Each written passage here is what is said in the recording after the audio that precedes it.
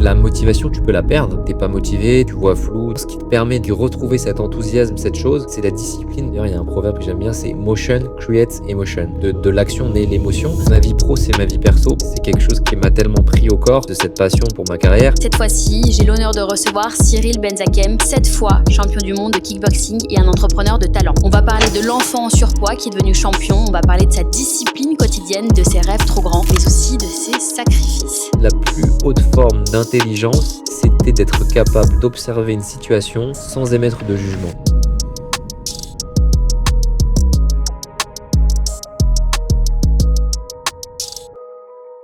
Bonjour à tous, je suis ravie de recevoir aujourd'hui Cyril Benzakem.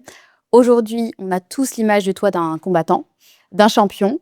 Est-ce que tu peux te présenter pour nous en quelques minutes pour que ceux qui ne connaissent pas ton parcours puissent apprendre à te connaître? Bien sûr, bonjour Sabrina, merci de m'accueillir. Alors écoute, je suis donc sportif professionnel depuis plus d'une dizaine d'années dans ma spécificité qui est le kickboxing. Donc pour ceux qui sont pas à l'aise, c'est de la boxe où on boxe avec nos poings et nos jambes. Et dans cette discipline, je suis champion du monde en titre et 7 fois champion du monde. Ok. Et donc depuis 2014 en gros à peu près. Et j'ai été champion du monde de boxe thaïlandaise en 2014 justement. Ok. Voilà. Et à côté de ça, bah, j'avais des parents qui voulaient pas trop que je fasse de la boxe mon métier, donc j'ai poursuivi des études à Dauphine. Et du coup, suite à mes diplômes, ben, ça m'a mis dans le monde entrepreneurial en parallèle de ma carrière. Voilà un peu les grandes lignes. Donc, tu as démarré hyper tôt et tu as commencé par le kickboxing, tu as fait... J'ai commencé à l'âge de 13 ans, voilà, par le kickboxing et la boxe thaï. Et pourquoi? C'était par affinité? C'était parce que tu voulais te défendre? C'est parce que... En fait, si tu veux, plus jeune, j'étais un peu rond, j'avais pas trop confiance en moi. Et quand j'ai commencé à être, on va dire, normal, quoi, équilibré, bah, je ressentais le besoin de faire un sport de combat pour gagner en assurance ou juste avoir confiance en moi et faire un sport où je me dépense bien, quoi. Et en fait, je suis rentré dans cette salle et ça a été la révélation, non pas la révélation parce que j'étais doué, mais la révélation parce que j'ai eu un appétit pour ce que je découvrais incroyable parce que j'ai adoré ça. Et qu'est-ce que tu as adoré? Parce que quand on n'a pas fait de sport de haut niveau, qu'est-ce qu'on découvre quand on découvre un sport? On découvre quoi? La résilience, la passion, la gagne? Est-ce que c'était une revanche aussi? Parce que tu as dit que tu étais un peu Bien sûr. rond. Alors, on découvre bien évidemment toutes ces valeurs-là, mais ça prend du temps peut-être à venir. En tout cas, au début, ce qu'on découvre, c'est l'apprentissage, tu vois, et le fait d'apprendre, hop, des mouvements tout de suite mis en exécution, et le plaisir que j'ai eu je sais pas, la satisfaction de progresser, de me voir progresser. Et après, bien évidemment, la résilience et plein d'autres choses, tu se développes au fur et à mesure des années. Mmh. Parce que moi, j'ai démarré, là, je fais de la boxe française maintenant. Je viens tout juste de me démarrer. C'est quoi la différence entre les autres types de boxe et celle que tu as fait? Et pourquoi tu as fait ces boxes-là plutôt qu'une autre? Alors, dans la boxe, en fait, tu as la boxe classique, Ouais. qui est la boxe anglaise, où on se sert que des poings, et qui est la boxe, on va dire, traditionnelle, qui est connue dans le monde entier, ce qu'on appelle boxing. Et après, tu as toute la famille des boxes pieds-poings, où en fait, on boxe avec les poings et les pieds. Dedans, tu as ce qui me semble être la plus populaire, qui est un peu le kickboxing et la boxe thaï. Tu as la boxe française, qui a été très populaire avant en France, mais maintenant, elle est un peu moins pratiquée. Où là, si tu veux, c'est assez intéressant parce que d'un point de vue historique, c'était une boxe qui était pratiquée par des aristos, par la grande bourgeoisie, où voilà, ils apprenaient à boxer. Et du coup, c'est très élégant parce qu'il y a des codes, il y a des manières de frapper. Tu peux pas frapper comme nous, on cherche l'efficacité et donc Mmh. à faire des dégâts. Et eux, voilà, il y a plein de codes où on peut pas frapper n'importe comment. Tu as aussi un autre sport qui s'appelle le full contact où on ne peut frapper qu'au-dessus de la ceinture, donc il y a pas de coup de pied dans les jambes. Et maintenant, tu as le MMA, enfin Mmh. maintenant depuis quelques années, le MMA qui regroupe un peu tout ça, et enfin, c'est même pas qui regroupe tout ça, c'est que c'est un mix de tous les sports de combat, et donc il y a du combat au sol et plein de choses. Et tu étais quel genre d'enfant? Du coup, Et j'étais quel genre d'enfant? J'étais un enfant très très rêveur, très, bah, toujours aujourd'hui très hyper actif, mais pas sportif par contre. J'étais pas, enfin enfant avant 10 ans, quoi. J'étais pas Mmh. spécialement sportif. Et donc ensuite, qu'est-ce qui fait que tu es devenu un champion? Est-ce que c'est le fait d'avoir été cet enfant un peu rêveur? Tu as dit pas forcément à l'aise avec son corps au départ. Est-ce que c'est, juste tu penses que tu étais programmé pour génétiquement? Qu'est-ce qui déclenche en fait, Alors, l'ambition et la possibilité? je dirais, il y a plusieurs choses. L'ambition, en fait, c'est un mélange de plein de choses. La première, c'est ce que tu as dit, c'est cet enfant rêveur. En fait, la chance que j'ai eue, c'est d'être un rêveur et j'ai toujours été dans la lune, été dans mon monde rêvé et en fait, là, quand j'ai découvert la boxe et je me suis pris de passion, bah, en fait, vu que j'aimais ça, je me suis autorisé, j'ai rêvé, devenir champion, tu vois? Et quelque part, ça a été la première porte d'entrée vers, c'est possible parce qu'un rêveur, il pense que tout est possible, tu vois? Donc c'est possible de faire ça et en fait, ça me faisait du bien donc j'ai rêvé, je prenais du temps à penser à ça parce que ça me faisait du bien, quoi. Donc ça, c'est la première chose qui a fait que ça a été possible. La deuxième chose, c'est l'ambition. Je pense que j'ai eu de la chance parce que j'ai passé beaucoup de temps avec mon grand-père qui était un entrepreneur et il a beaucoup participé à mon éducation et donc bah, dans son discours, plein de choses, je pense que ça m'a transmis un peu l'ambition et l'envie de la gagne, quoi, tu vois?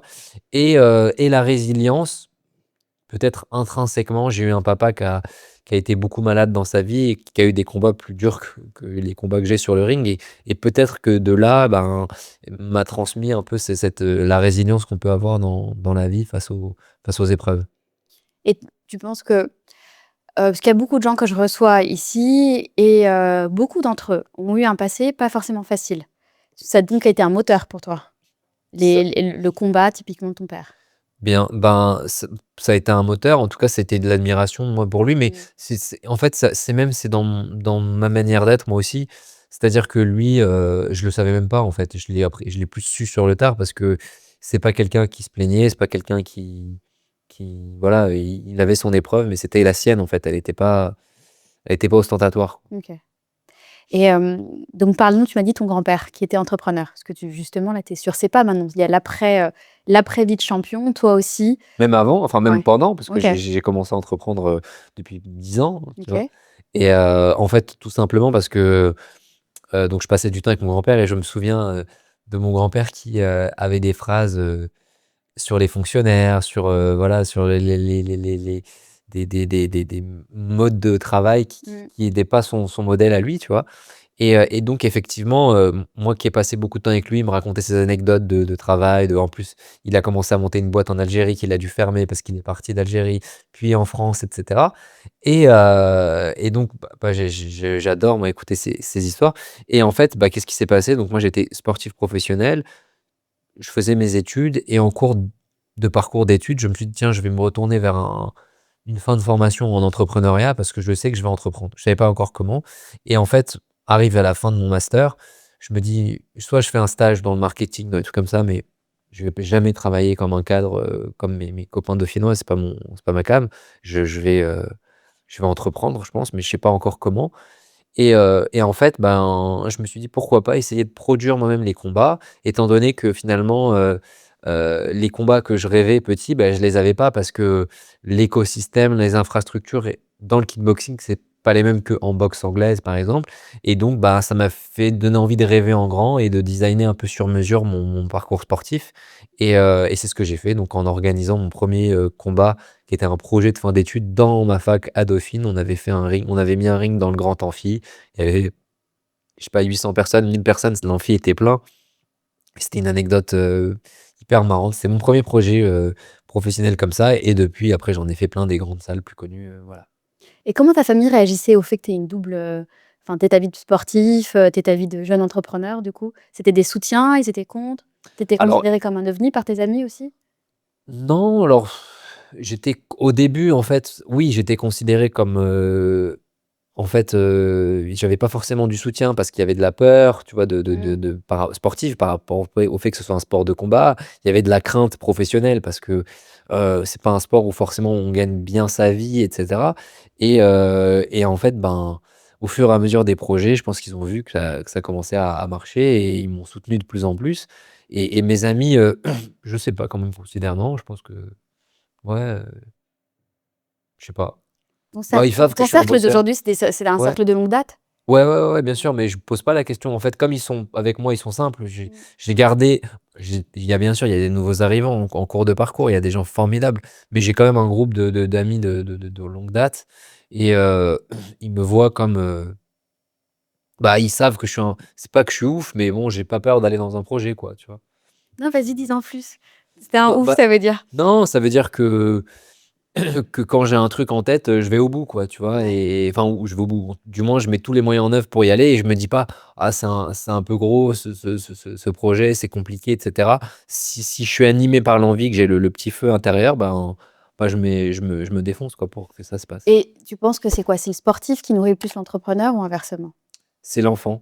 C'est l'enfant C'est une rêveur, belle en fait, réponse. qui a nourri le sportif et qui a Ouais. nourri l'entrepreneur parce que, et en fait et c'est cette hyperactivité de rêveur qui fait qu'en fait, bah, il y a cette capacité à avoir un rêve, c'est-à-dire une vision et derrière comme voilà, je vis et je me sens vivant dans la création, bah, quand je m'approche de la réalisation du premier objectif, bah, je suis en train de penser en fait que finalement, j'aimerais bien faire aussi ça et du coup, ça me repousse sur un nouvel objectif et du coup, ça me laisse tout le temps en mouvement et du coup, moi, je me nourris en tout cas, mon énergie, parce que des fois, on pense que je vais être épuisé, mais je suis plus fatigué, par exemple, de la dépression après combat ou quand il se passe moins de choses parce que ça fait mais c'est important, Mmh. que, parce que, voilà, il se passe beaucoup de choses, je suis crevé, je dors pas assez, c'est pas bon. Physiologiquement, je sais que c'est pas très bon, mais en tout cas dans mon ressenti, moi j'ai la pêche. Et tu as des enfants? Non, pas Et encore. tu conseillerais à tes enfants d'avoir une carrière comme toi? Bah, avec le recul, en fait, il y a quelque temps, mon grand rêve, c'était d'avoir des enfants qui soient des grands médecins, des grands avocats, parce que je sais pas, c'était quelque chose que j'ai pas fait et je trouvais ça classe, tu vois? Mais aujourd'hui, bah, en fait, je me dis que finalement, en vrai, on vit dans un monde où l'important, c'est qu'ils soient heureux et donc si enfin, je les pousserai dans la direction qu'ils ont envie d'aller, mais je leur dirai surtout: «N'écoutez p» enfin, je sais pas si j'aurai cette lucidité, mais surtout si un jour je N'écoutez vous pas donne vos des parents. conseils, voilà, ne m'écoutez pas Ouais. parce que moi, je veux ton bien. Quelqu'un qui veut ton bien, c'est comme une assurance, il est là pour te protéger et il va te mettre des barrières. Donc ne m'écoute pas parce que je vais te freiner parce que j'ai peur pour Mmh. toi. Il y Voilà. a aussi beaucoup dans les cultures méditerranéennes, il y a un top 3 des métiers, c'est médecin, avocat, ingénieur. Bon voilà, vous savez d'où je viens, donc En vrai, c'est toujours comme ça et carrément même, enfin, pas égyptien, par exemple, dans les études, tu as même pas le choix. Si tu as 100 au test, en gros, le bac, c'est un test sur 100 questions. Si tu as 100 tu vas en études de médecine. On ne te pose même pas la question: «Est-ce que tu veux être médecin?» Si tu as ouais, ouais, 99, tu es avocat. Si tu as 97, tu es ingénieur. Je grossis le trait, mais c'est vraiment comme ça. bien sûr. Bah, c'est vrai que mais tu vois, le monde est un peu en train de changer à ce niveau-là, je le sens, parce qu'il y a eu 2 virages. Je pense que le premier c'est que en fait, on s'est rendu compte que c'était quand même il y a beaucoup de gens qui ont ces métiers et Mmh. bah, ils ont pas de plaisir, Mmh. ils ont pas forcément, je dis pas c'est pas une liberté financière dans le sens où ils gagnent très bien leur vie, mais ils ont pas une liberté c'est beaucoup de Ils travail. sont aliénés à leur Voilà, ils sont travail. exactement Ça vaut quoi, et beaucoup d'argent, voilà, si toute la exactement. journée, tu choisis pas ce que tu fais? C'est ça et du coup, de plus en plus, en fait, je pense qu'ils se sont rendus compte qu'il y avait de l'autre côté des entrepreneurs qui travaillent, mais à leur rythme et ils peuvent peut-être ne pas sortir pendant 3 mois et être, Mmh. comme des machines et par contre le jour au lendemain se dire: «Bah non, bah là, demain on part, là 3 semaines, hop, bah après je» Ouais. en fait et il y a pas vrai où il y a moins de règles, tu vois? Et finalement où tu es plus peut-être aligné avec ton besoin du moment et cetera. Mais bon, je pense qu'il y en a enfin, je sais pas, je connais pas les marchés, je sais pas comment ça évolue, mais je pense qu'il y a eu une génération, voilà, où on a beaucoup poussé et les nouveaux parents, je pense qu'ils sont un peu plus, c'est pas cool, mais voilà, ils laissent leurs enfants, voler Est-ce de qu'ils leurs sont pas propres peut-être un ailes. peu trop cool aussi? Parce que je vois la nouvelle Ah, génération, après je parle comme toi, une tu vieille maman? boomeuse. Non. Ah, Ah non, non, pas du tout. Non, non, mais à part de ce chien-là qu'on a là, mais non. Mais je vois la nouvelle génération par rapport au travail. Justement, je pense qu'il y a des parents qui ont une vision hyper sacrificielle du travail et ils ont dit à leurs enfants: «Fais ce qui te plaît». On voit la Gen Z, maintenant c'est et peut-être je vais me faire tirer dessus en disant ça, c'est que le plaisir ils veulent du sens partout, ils veulent de la considération, ils veulent un travail flexible, ils veulent une liberté. bien sûr. Bah, si tu veux, moi, ce que je pense, j'avais vu une belle interview, enfin et même, je me souviens de mon père qui un jour m'avait dit, «Je suis pas ton copain, je suis ton père». Et en fait, c'est vrai que tous mes amis parents, j'ai beaucoup d'amis qui sont un peu plus âgés que moi, on va dire entre 40 et 50 ans, ils ont tendance à avoir quand même ce lien, très proche. Donc c'est bien, c'est très complice, il y a beaucoup d'échanges, mais en même temps, je pense que tu peux être copain avec ton fils Mmh. quand ton fils a passé 30 ans, quoi, quand Mmh. il est vraiment adulte. Mmh. Avant ça, c'est pas un copain, Mmh. tu vois? Et c'est vrai que alors je parle vraiment en non connaissance de cause parce que j'ai pas d'enfant, mais je pense que vraiment dans l'éducation, il y avait à un moment donné ce rapport de force entre les parents qui était sain en vérité, parce que on a besoin aussi de cadre, tu vois, dans la vie. Non. En fait, et la notion de cadre a tendance à disparaître. Et justement, ça fait des enfants qui, bon, je ne vais pas faire le lien avec Montessori, etc., mais qui souffrent de la moindre notion de hiérarchie, de management, et on le voit au travail, en fait. Ouais, ouais, Et bien sûr. revenons sur ta carrière de sportif. Quel a été ton pire et quel a été ton meilleur match? Et pas forcément en termes de victoire, mais en termes d'expérience, de vécu, de... Mon mon meilleur match, bah, je dirais que, un match, qui m'a vraiment, on va le mettre dans l'actualité, tiens, c'est les Ok. 10 ans Ok. de mon championnat du monde à Dauphine, Ok. parce que c'était quand même fou. C'était la première fois que je m'auto-produisais, que j'avais le risque financier de créer une soirée comme ça, et donc j'avais le poids sur moi de planter un événement et d'avoir une dette, quoi, tu vois?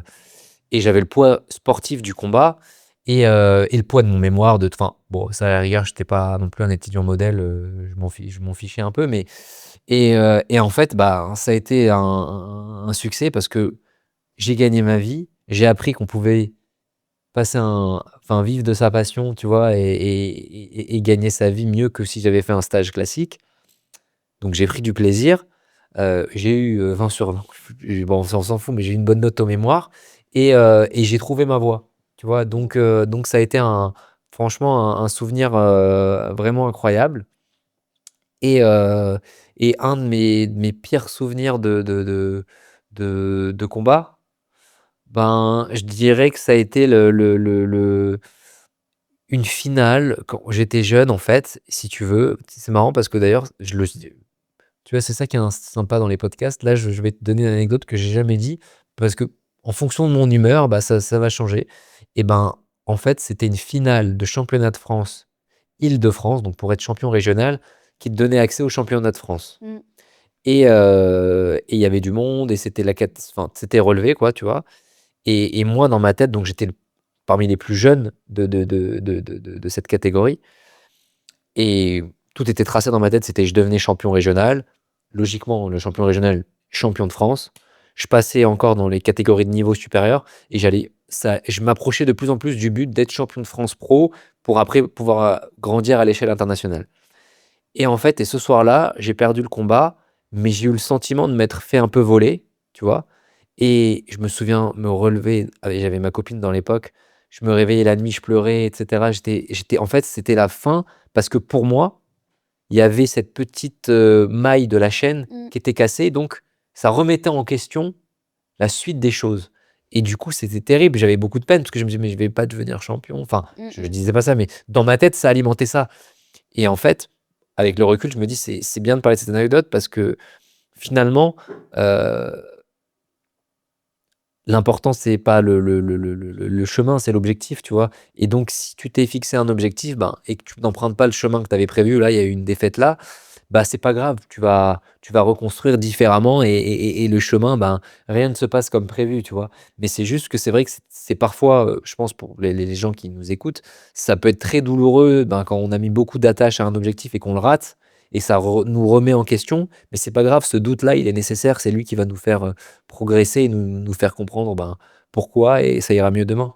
Donc toi, tu as dit, ce qui est important, c'est l'objectif, pas le chemin. Ouais, exactement. Pourtant, dans ton plus beau souvenir, c'est un souvenir où tu es étudiant et c'est pas une victoire. Moi, je m'attendais à ce que tu parles d'une de tes 7 Ah oui, victoires, tu ouais, vois. ouais. Et en fait, finalement, c'est le moment où tu as le plus appris. En fait, c'est le moment où tu étais sûr que tu étais à la bonne place. Bien sûr. Alors, en fait, quand je te dis c'est pas le chemin, c'est-à-dire que le chemin pour arriver, il est, c'est pas grave s'il est pas tel Mm. qu'on l'avait imaginé. Mais effectivement, bien sûr, en fait, une victoire, c'est du travail, c'est Je normal. suis un peu hypocrite en disant ça parce que moi, j'adore la gagne aussi. Ouais, Donc, ouais. Non, mais alors bien sûr, tu sais, c'est pas que tu deviens aigri quand tu es compétiteur, mais il y a que ça qui compte. Maintenant, ce qui est intéressant, c'est effectivement, j'étais aligné, j'avais trouvé du sens et un peu au-delà d'avoir du sens, parce que je savais que je voulais faire ça depuis longtemps, c'était un peu rassuré que j'ai pu gagner un peu ma vie, que j'ai quand même monté un projet. Et donc, voilà, je me disais, bon, je vais quand même, même en bricolant, j'ai réussi, tu vois, et je vais peut-être continuer à bricoler. Et voilà. et comment t'expliques cette victoire, toi plutôt qu'un autre? Bah, je dirais, ça pour le coup, c'est la discipline, hein. C'est vraiment C'était quoi ton quotidien de champion alors? bah, c'est toujours le même, c'est que je m'entraînais, Alors aujourd'hui, peut-être un peu moins parce que je suis plus mature, enfin ou différemment, mais c'était que je m'entraînais énormément, quoi. Je m'entraînais 2 à 3 fois par jour, tous les jours et enfin 6 Mais jours sur 7. décris-nous parce que du coup, tu as changé de quotidien. J'allais dire, tu es à la retraite, mais tu as Non, je suis toujours le toujours même actif, ouais, ouais. rythme J'ai de... 2 en 3 je fais plus, je fais 2 entraînements par jour. D'accord. Là, Et j'en ai eu ce matin et j'en aurai un ce soir. c'est quoi ton quotidien alors? Est-ce que Alors, tu as un régime restrictif? j'ai un régime restrictif, donc j'essaye de limiter, les comment on appelle ça? Les sucres, tu vois? Ouais. Mais pour autant, ce midi, j'ai mangé dans un excellent resto, de viande, tu vois? Bon, c'est pas recommandé, mais Donne-nous c'était l'adresse. ça s'appelle Braise. Écoute, c'était très bon, de la super Ouais. viande. Alors, voilà, ils ont tous pris des frites, j'ai pas pris de frites parce que sinon ce soir Ok. je vais pas assurer, mais bon, un peu de viande, avec parcimonie, c'est OK. Donc je suis moins ayatollah qu'avant, hein. J'étais un ouf avant, je mangeais que des salades et bref, mais donc je m'entraînais comment? Bah, j'avais un entraînement le matin de boxe, par exemple, un entraînement de préparation physique en fin d'après-midi et je partais après, je retournais à l'entraînement de boxe le soir et donc ça me faisait, que je m'entraînais, je sais pas moi, de 10 heures à 12:30, 13 heures et après je me réentraînais de 18 heures à 22 heures, quoi. Ok. Tu vois? Mais là, je m'entraîne un peu moins. Maintenant, c'est un le matin et un le soir. Ok. Et en termes de mindset, du coup, toi plutôt qu'un autre, parce que le régime alimentaire et la discipline, c'est quelque chose, mais c'est dans le mental aussi. Mais en fait, ça nourrit aussi le mental parce que quelque part, quand tu t'entraînes beaucoup, ben, tu te rassures, tu te sens plus fort et donc tu as besoin de mental pour aussi être discipliné et cetera. Donc c'est un peu un cercle vertueux là-dedans et le mental, ben, en fait, je me suis vite rendu compte que j'ai eu des loupés, c'est-à-dire des combats où j'ai pas été où j'étais moins fort que mes adversaires et où je pense pas que c'était sur le plan physique parce que j'étais bien prêt ou ni technique, mais c'était plus sur le plan mental où j'ai lâché et du coup, bah, mon mental. Rêver, ça suffisait pas et je me suis dit: «Bah, va falloir, le travailler» et du coup, j'ai été voir des psychologues du sport, des comment on appelle ça? Des préparateurs mentaux et aujourd'hui, quand je fais un combat, j'essaie d'être accompagné par un préparateur. Et explique-nous, parce que c'est hyper intéressant et je le demande tant aux entrepreneurs qu'aux sportifs et aux sportifs slash entrepreneurs comme toi. Et ils nous parlent beaucoup de ces méthodes-là, justement, soit de visualisation, de manifestation. Même pour moi, à titre perso, je suis allée voir j'ai déjà fait de l'hypnose, etc., pour des questions de confiance en soi, de performance. Toi, du coup, quel a été Alors tes moi, je accompagnements faisais sur ce déjà de sujet? l'auto-hypnose, en fait, de base, donc Ok. tu te mets dans un état, tu penses, c'est un peu cette histoire de rêve-là. Mais par contre, ce que je fais avec mes préparateurs qui, moi, me va bien, c'est, pour gagner en confiance et cetera et en estime, ben, c'est de faire de la visualisation de ce que tu as envie d'accomplir, Mm. premièrement et plein de petites méthodes où voilà, où tu prends confiance de plein de choses bien que tu as fait dans ta journée, tu vois? De réussite parce qu'on sait que le cerveau, il retient beaucoup plus le négatif que le positif et donc voilà, d'essayer de mettre le plus de possible de positif dans ton cerveau et dans tes pensées et enfin, en fait, après, il y a des méthodes qui te permettent de le booster, quoi. C'est-à-dire que, je me rappelle d'enregistrements où voilà, où je vais enregistrer, dire ce que j'ai envie de faire et en fait, je vais l'écouter plusieurs fois parce que du coup, bah, je vais alimenter cette pensée, de manière, inconsciente. Je vais, faire un peu de méditation ou je vais faire, voilà, de la respiration et avec ces exercices, ça va, me permettre de m'évader et de pas enfin de m'évader, me recentrer, on va dire. Oh, c'est intéressant. On fait une rapide pause durant cet épisode pour parler de notre partenaire XTB, qui est un courtier présent en France depuis 2010 avec déjà plus de 2 millions de clients.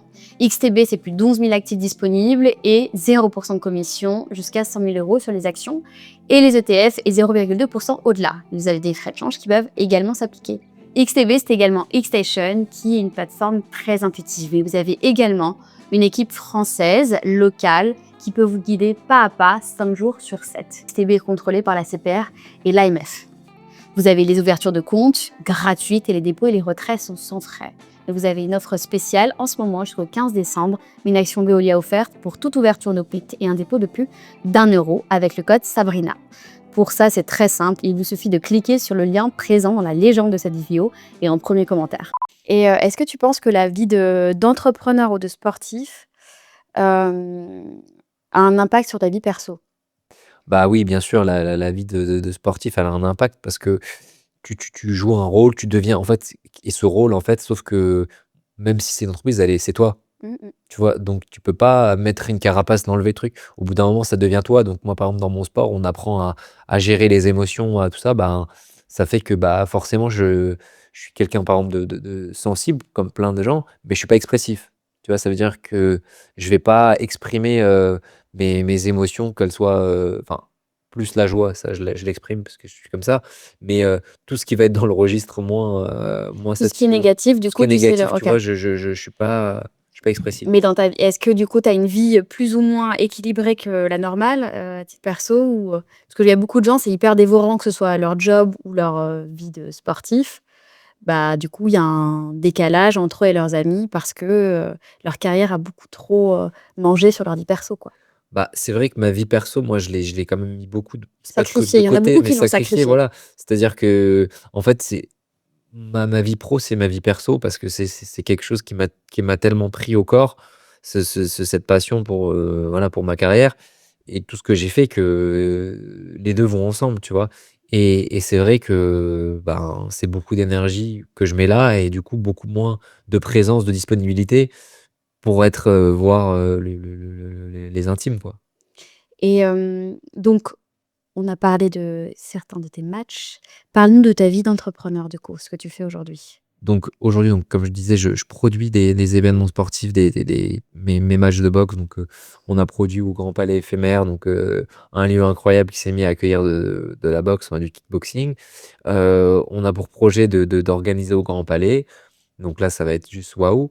À côté de ça, ben, je suis actif dans quelques boîtes dans lesquelles je me suis, enfin, j'ai investi, quoi. Et notamment dans une où en fait, on vend de la performance en entreprise D'accord. basée sur le modèle de la performance du haut niveau. Et en fait, on vend finalement de la santé, et avec des programmes où on considère les chefs d'entreprise comme des athlètes, on les prend en charge, avec des programmes aussi prévention pour tout le staff, et cetera. Donc ça, c'est une autre de mes activités et donc moi, dans ce cadre-là, ben, je peux être amené à venir faire des conférences et un peu comme là, on fait ensemble sur une thématique Ouais. précise, à dialoguer avec, ben, une entreprise, quoi. Et je suis en train de monter, une salle de boxe, qui j'espère sera la première d'une longue série. Et elle serait où, cette La première? première, elle est dans le 17e à OK, Paris. super. Et j'aimerais bien que tu nous parles justement de cet accompagnement, parce que tu disais les dirigeants et le sport de haut niveau, ça requiert un peu les mêmes, Ouais, la même maintenance, je dirais. Parle-nous-en, c'est hyper intéressant parce que, j'invite, bah, beaucoup de personnes qui font ce parallèle-là et 2 ceux qui nous écoutent aussi, je bien pense sûr. que Alors en fait, ce que je me suis rendu compte, c'est que d'ailleurs, mes cercles d'amis, c'est pratiquement que des entrepreneurs. Mmh. Parce que déjà, en fait, pour moi, un entrepreneur, c'est un sportif de haut niveau. Mmh. C'est-à-dire que même s'il fait pas de sport, dans sa mécanique de pensée, dans sa manière de faire, ben, c'est vraiment un sportif de haut niveau parce que, ben, en fait, il est discipliné, il se discipline seul, il est pas, tu vois, Et il est pas il accompagné. doit compter, enfin, alors, il essaye d'être accompagné dans le sens, où il a peut-être un mentor ou je sais pas, C'est quelqu'un qui ça, le mais il y en a plein conseille. aussi, la santé mentale, et Ah cetera. Ils oui, sont bien pas sûr. accompagnés sur ce sujet. Oui, Ils se oui. rendent pas compte qu'en fait, il faut vraiment qu'ils se considèrent comme un sportif et Oui. qu'ils prennent soin d'eux. Et Ouais, ouais, non, souvent, je on suis le fait entièrement pas. d'accord. Bah, en fait, effectivement, parce que pour prendre le parallèle dans le sport, tu vois, nous, dans le sport, par exemple, à partir du moment où je vais m'entraîner trop, mon corps va être fatigué, je vais être ce qu'on appelle un peu en surentraînement. Mmh.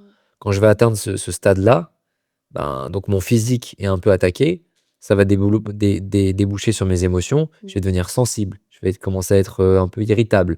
Et du coup, quand je suis dans cette phase-là, ben, on voit que ben, ça va nuire à ma performance, tu vois, alors que je m'entraînais beaucoup. Mmh. Et ben, l'entrepreneur, c'est un peu pareil. Si par exemple, il se met à beaucoup travailler, enfin à trop travailler, c'est-à-dire et que ça va prendre un impact trop important, même qu'il dort pas assez, et Ouais. cetera. Même s'il est dans cette énergie-là, tôt ou tard, quand tu tires trop sur la corde, ben, ça va avoir un impact sur ses émotions et peut-être que, je sais pas moi, un jour, il va être en meeting, il va péter un plomb, Ah oui, oui, mais alors qu'il l'aurait jamais fait s'il était, c'est reposé. Donc il faut arriver à ajuster, tu vois, les batteries, mais c'est complètement le cas parce qu'un sportif quand il s'entraîne trop, enfin, il se fait mal Ouais. physiquement. Non, non, mais bien Physiquement, sûr. tu vois tes capacités qui décroît, tu as mal au corps et cetera, et puis même tu es hyper accompagné, tu as des coachs, tu as des masseurs, tu as des kinés, enfin ils Bien sont sûr, bien sûr. tu as tout un circuit de soins. Alors que l'entrepreneur, bah, mentalement, il se fait mal, il se fait violence, sauf que le seul moment où on va voir qu'il va dérailler ou qu'il a trop poussé sur la C'est trop corde, tard. c'est trop Ouais, tard. ouais.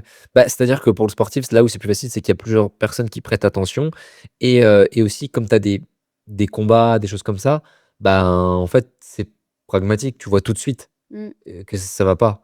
Alors que l'entrepreneur, bah, ça peut mettre plus de temps à arriver, la pression le stress qui est de longue haleine et cetera et donc ben, tu es arrivé à un stade après où le re enfin, pas de non-retour, mais où voilà, il va falloir faire un vrai travail parce mmh, que c'est comme on dit un burn-out, quoi. complètement. Donc je vais me permettre de faire une digression justement sur l'entrepreneur, le mindset de l'entrepreneur, la santé mentale de l'entrepreneur.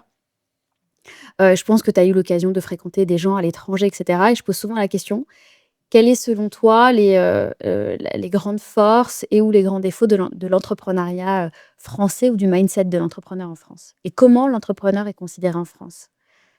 Ça fait deux trois questions en une. Alors, comment il est considéré?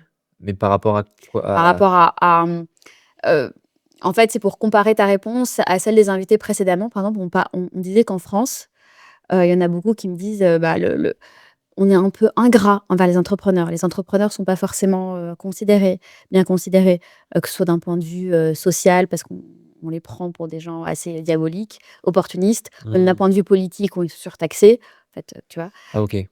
Et on parlait aussi en termes de mentalité.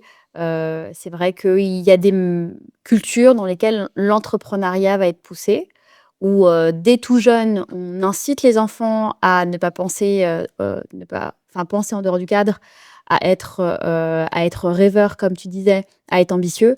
Là où en France, quelqu'un qui va exprimer une ambition, qui va exprimer justement plein de rêves, on va plutôt avoir tendance à casser ça parfois. Oui, parce que c'est vrai qu'en France, on a cette philosophie un peu de c'est pas de low profile, mais on va dire que l'ambition, quand elle est exprimée et affirmée, elle peut paraître prétentieuse alors que moi, c'était mon cas, tu vois? J'ai tout gardé pour moi. J'ai c'est pas dans mon tempérament, j'en ai pas parlé. Mais j'imagine, tu vois, un jeune qui commence la boxe et qui 3 mois plus tard dit: «Je vais devenir champion du monde». Mmh. On va tu vois, ça va pas aller dans parce qu'on n'encourage pas ça, tu vois? Moi, c'est vrai que dans mon éducation, c'était pas comme ça et donc c'est vrai que, bah, bon, moi, ça l'a fait pour moi, mais ça favorise pas forcément un jeune à le pousser dans entreprendre parce que ça te freine de se dire: «Bah, pourquoi je peux pas exprimer ce que j'ai Mmh. envie de devenir, même si c'est grand, enfin, peu importe l'échelle, tu vois? Et donc effectivement, il y a ce petit plafond de verre qui est lié à notre culture, quoi. Mais d'un autre côté, enfin, le contre-exemple, c'est qu'il y a énormément d'entrepreneurs. Il y a de plus en plus même d'entrepreneurs, en France et après pour leur considération, heu, c'est vrai que tu parlais d'ingratitude, j'entends ce que tu dis dans le sens où c'est vrai que tu as parfois des en fait, c'est tu as beaucoup de gens qui travaillent et du coup, qui ont du travail et qui oublient que, bah, en fait, ben, leur employeur quand même, il leur donne un travail et que même si les conditions sont pas, celles bah, ils ont envie d'avoir des meilleures conditions, bah, ne pas oublier tu vois, ne pas oublier le cadre et ne pas oublier de remercier, bah, la personne, Mmh. tu vois, qui au final te donne à manger à la et que oui, sans toi, elle peut pas elle a besoin de toi. Le besoin est mutuel, tu vois?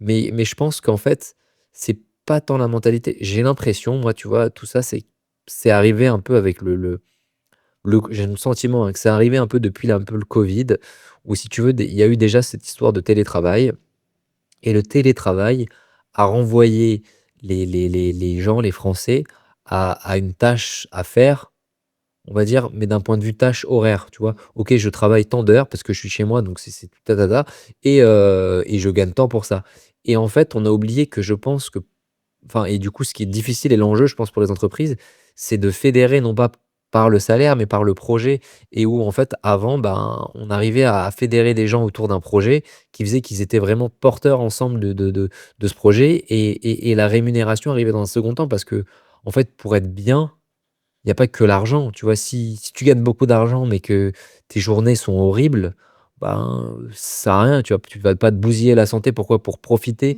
Mmh. d'une journée, par sur les 6, tu vois? Enfin, sur les 7, il y en a une, tu en as qu'une où tu peux profiter au final. Le ratio n'est pas bon bien calculé, il vaut mieux peut-être gagner moins, mais être épanoui dans tes heures de travail, tu vois?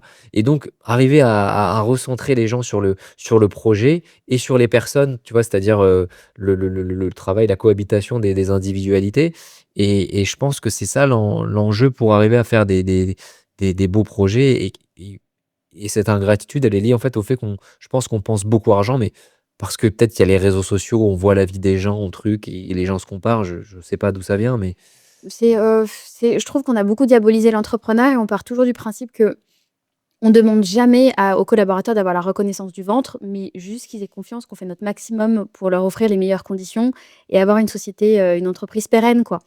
Et en fait, les gens en France oublient ça et écrivent au management toxique à partir du moment où on demande d'eux plus qu'un investissement horaire. On s'en fout des horaires, mais c'est avoir un esprit d'équipe et contribuer au projet commun, en fait. Et en France, dès lors qu'on demande ça ou qu'on a envie d'insuffler ça dans nos sociétés, on considère que c'est un management toxique, on considère que on demande aux collaborateurs de se surinvestir. Or, pas du tout. Tu crées une équipe en allant chercher leur trip, tu crées une bien équipe en sûr. allant chercher, en créant un projet où tout le monde va y penser le soir, pas forcément que le founder, mais tout le monde contribue à l'équipe, tout le monde contribue au succès, comme à l'échec, quoi. Ouais, je suis entièrement d'accord. Hem, qu'est-ce que on a parlé beaucoup de tes rêves de quand tu étais, enfant ou, jeune adulte, mais du coup, c'est quoi tes rêves aujourd'hui? Mes rêves aujourd'hui, écoute, c'est de continuer de performer, sur le ring et de produire Donc des toi, tu as vraiment envie de faire une huge société sur l'entertainment autour du combat, c'est ça? C'est quoi? C'est une société. en fait, c'est non, parce que j'ai juste envie de kiffer pour moi, c'est-à-dire de faire mes plus beaux combats sportifs dans des cadres incroyables. Mmh. Si après ça peut continuer à être intéressant sans moi et que je continue de produire, OK, mais c'est beaucoup de travail donc bon, on va dire que je récupère les fruits parce que derrière je peux vendre mon image et cetera et Mmh. demain il faudrait que j'ai une société de management pour je sais pas si j'aurai la patience de faire ça avec d'autres athlètes, tu vois? Mais en tout cas, à l'heure actuelle, ça c'est le court terme, tu vois? Après, bah, ça va être cette Dans salle 5-10 ans, dans 5-10 ans, ce serait voilà, quoi ton rêve? bah, dans 5-10 ans, bah, ça serait d'être papa peut-être déjà, tu vois? Pour transmettre, et ça serait d'être arrivé à voilà, à faire, tous ces projets événementiels, sportifs incroyables et défis sportifs. Ça serait d'avoir développé, ma salle, d'en avoir plein et c'est vrai qu'il y a un projet dans lequel j'ai pas mis encore mon énergie et je sais que j'aime ça, tu vois? C'est que j'ai toujours pris goût à que ce soit la photo, la caméra et cetera et ça serait d'avoir une expérience d'acting, quoi. D'accord, OK. Qui prendrait le relais sur l'acting de la boxe, qui est pas de l'acting, mais je veux dire, sur l'aspect artistique que peut Ouais. avoir ce sport, ben, j'aimerais bien garder un truc un peu artistique, dans ma vie. Et tu as pas eu des opportunités déjà? Puisque je pense qu'en Si, plus, tu j'ai as le déjà eu des physique petits si, pour, si, si, j'ai déjà eu des petites opportunités, mais en fait, j'en ai une belle qui devrait arriver et et je préfère commencer par un truc, et ça serait quoi? La sympa. Tom Cruise, donc de l'acting avec de la performance? Ça serait, ouais, ça serait bien sûr, c'est plus facile quand c'est de la performance et que ça se rapproche du registre dans lequel je suis, Ouais. de base, tu vois, en tant qu'athlète. Mais ouais, 1re fois comme ça déjà dans mon registre et après s'il y a, pourquoi pas. En tout cas, je serais prêt à travailler pour, Génial. Ça s'annonce bien. Parce que ouais, je pense. je vois quelques sentiments dans tes yeux, donc je pense que le projet a déjà démarré. Maintenant des questions pour les réseaux sociaux. Si tu avais, un film, une lecture ou une œuvre artistique qui t'a, bouleversé ou que tu conseillerais à tout le monde? Alors un livre, c'est un livre de Marshall Rosenberg qui est un Israélien et qui a fait un livre qui s'appelle «Les mots sont des murs ou des fenêtres» et ils appellent ça «Introduction à la communication non violente» et en fait, c'est un livre extraordinaire parce qu'il t'apprend pour la manière de positionner les syntaxes de tes phrases, comment faire pour être, bah, en fait, ouvrir une fenêtre quoi entre nous ou mettre un mur parce que mes mots ont un poids et en fait, ben, ce livre il m'a bouleversé dans le sens où j'ai compris bah, qu'en fonction de ce que tu dis, de comment tu le dis, bah, en fait, tu vas créer une opportunité ou créer un problème, quoi, tu vois? Et d'ailleurs, dans son livre, je me rappelle à l'époque, parce qu'ils en ont fait plein des éditions, mais la préface était d'un philosophe indien très connu qui s'appelle Krishnamurti, qui avait dit que la plus haute forme d'intelligence, c'était d'être capable d'observer une situation sans émettre de jugement. Et en fait, ben, quand tu digères un peu cette phrase, tu te rends compte que c'est vrai que c'est rare de ne pas juger une situation et de juste être spectateur et d'apprécier la chose telle qu'elle est, sans avoir à dire: «Bah, c'est bien, c'est pas bien», tu vois? Enfin bon, voilà. Et donc tu le mets en Donc pratique? donc donc ce bouquin, en tout cas, il est bien, et c'est un bouquin un peu didactique qui, je pense, se lit, se relit. Moi, enfin, ça fait un moment que je l'ai pas relu, mais en tout cas, voilà, il m'a marqué, moi, dans ma vie, de jeune adolescent à l'époque, et je l'ai relu en tant qu'adulte, et voilà, et je le conseille. Il y a 2 manières d'être spectateur. Un, par rapport aux situations, bon, externes de la vie et pas, les juger à travers notre prisme, notre histoire, nos idées reçues. Et il y a aussi, et là, j'ai parlé d'un bouquin de Michael Saylor qui s'appelle «L'amour trouvé». Et en fait, là, il t'apprend à être spectateur de tes pensées, donc spectateur de ton mental. En te disant, bah, en fait, adopte une posture complètement extérieure à ce que tu penses en direct, c'est-à-dire chacune de tes émotions, chacune de tes pensées. En fait, en les observant, tu vas les neutraliser et tu vas te rendre compte que Ouais, ouais. tout ce que tu vois ce n'est que l'histoire que tu te racontes. Et il est vraiment charmé, Ouais, ouais, ce ouais. livre. Et ça, non seulement ça nous, bah, comme tu l'as dit, en fait, on regarde le monde à travers nos lunettes. Bien Et sûr. nos lunettes, c'est toutes nos croyances. Donc, on a tous une vérité différente. Mais en plus, on a en permanence un flot de pensées qu'on ne contrôle pas. Bien sûr, ouais, ouais. Et c'est ça qui nous rend soit improductifs, soit dépressifs. Enfin, ça, Bien sûr, ouais, c'est ouais, ouais. une fois que tu apprends à canaliser ton mental, à absolument, c'est même pas maîtriser, mais juste considérer que tes pensées ne sont pas une vérité, ça change complètement la vie. Moi, j'ai mis plusieurs semaines à lire ce bouquin et c'est vrai que ça a radicalement changé ma manière de fonctionner, c'est vrai. Voilà, donc je le Top. conseille. Hem Et en film, alors? Un film, par rapport à quoi? Ben, quelque chose qui t'a marqué, soit par son œuvre, soit parce que ça l'idée que ça t'a transmis, soit un truc qui t'a marqué, quoi. L'idée, c'est que les gens, quand ils puissent t'écouter, tout de suite, ils aillent, sur Netflix ou autre, le Bah, regarder, dire: «OK». je vais être un peu classique et te dire que voilà, j'ai été transporté et j'ai vu plein de fois Rocky parce que j'ai adoré l'histoire Bah, c'est bah, oui, de mais on peut ce tellement s'y attendre de ta part, ouais. voilà, et de ce mec en fait, j'ai Rocky pendant longtemps, et un truc marrant, tu vois? Avant de combattre, la veille, souvent, j'adore regarder Batman. OK. Et je pense que parce que dans la manière dont ils ont construit le film, la trilogie là qu'ils ont fait, de Nolan, il y a beaucoup la résilience parce qu'il tombe, il se relève, il tombe, et du coup, même si c'est, fictif parce que c'est un super héros, ben, ça alimente, tu vois, le côté de la difficulté, de l'adversité, et j'aime bien. Mais complètement, et il y a plein des coachs en développement personnel et cetera, eux, ils disent de regarder Naruto, par exemple, Ah bah, qui est voilà, un dessin animé, mais juste parce qu'il passe son temps à, tomber dans combattre, tu vois, être dans la bienveillance, bien sûr, être ouais. face à l'adversité et cetera. Tout à l'heure, tu as parlé de ton de du pire moment, enfin, ou du pire match. Hem, Comment tu gardes la motivation? Comment tu gardes cette mentalité de champion ou cette ambition de l'être après une très grosse défaite? La motivation, justement, en fait, c'est intéressant parce que la motivation, tu peux la perdre parce que tu es pas motivé, tu vois flou, tu as l'impression de pas aller. Mais en revanche, je pense, qui te permet de retrouver cet enthousiasme, cette chose, c'est la discipline de se dire: «Ben, OK, il y a eu ça, je vais à l'entraînement, c'est important, c'est ça qui veut que je vais faire, et donc je vais à l'entraînement, je fais cette action». Et tu sais, on dit d'ailleurs, il y a un proverbe que j'aime bien, c'est «Motion creates emotion». Du coup, je fais de l'action, ce qui se passe, de l'action naît l'émotion, et en fait, bah, quelque part, tu te remets à rêver, tu te remets à repenser à ce que tu as envie de faire, et donc par la discipline, tu vas retrouver la motivation. Mais effectivement, la motivation, elle dure pas, en fait, dans le temps. En revanche, la discipline, la rigueur que tu te demandes, celle-là, tu peux la garder si tu arrives à être, si sérieux, quoi, tu vois? Mais la motivation, elle peut fluctuer en fonction de tes humeurs, en fonction de plein de choses, de moments difficiles. Donc je pense que ce qui permet de garder une motivation et de la retrouver et de renouer avec la motivation, c'est la discipline. Donc qu'est-ce que tu conseillerais à un jeune? La discipline avant tout. Beh, bien sûr, la discipline avant tout, parce que le mouvement, le fait de faire des Ouais. choses, ça te remet dans l'énergie de ton projet, quoi. Et si tu avais, 3 conseils à donner à soit des sportifs, soit des jeunes qui se lancent comme ça dans la vie active? Ouais. Alors 3 conseils, je dirais le premier, de rêver et de Mmh. croire en ses rêves, quoi, tu OK. vois?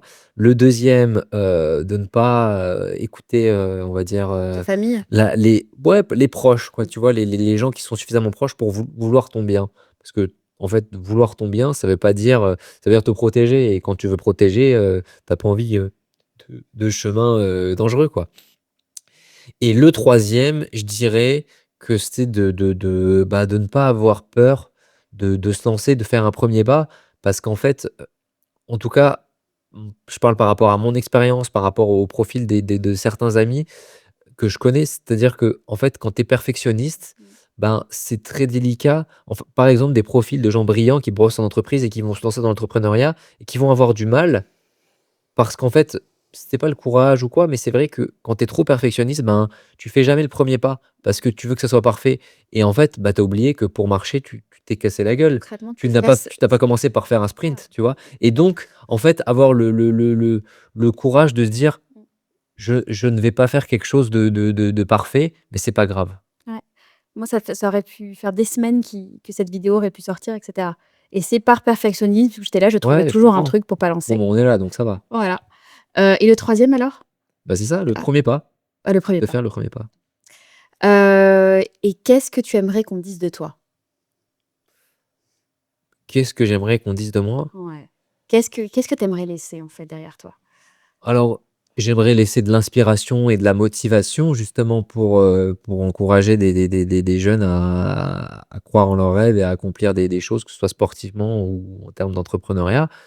Mais ce qu'on peut dire de moi, bah, j'ai essayé de me détacher de l'image qu'on pouvait dire. Donc, qu'est-ce qu'on peut dire de moi? Je sais pas, du moment qu'on parle de moi, c'est que finalement j'ai laissé une trace. Mais, non, j'espère que la trace sera positive et inspirante. C'est bien. Merci beaucoup. Merci à toi. C'était de très bon pour finir cet échange. J'espère que vous avez pris du plaisir, que vous avez été inspirés par Cyril, ceux qui nous écoutent ou ceux qui nous regardent. Merci beaucoup, Cyril. Merci Sabrina. À bientôt. Merci d'avoir partagé ce moment avec nous. J'espère que les coulisses de la vie de sportif, d'entrepreneur vous ont inspiré, vous ont motivé. Merci également à XTB de nous avoir accompagnés sur cet épisode. XTB, c'est un courtier présent en France depuis 2010 avec déjà plus de 2 millions de clients. C'est 11 000 actifs disponibles et 0% de commission jusqu'à 100 000 € sur les actions de baisse par mois et 0,2% au-delà. Les ouvertures de comptes sont gratuites, le dépôt et les retraits sont sans frais.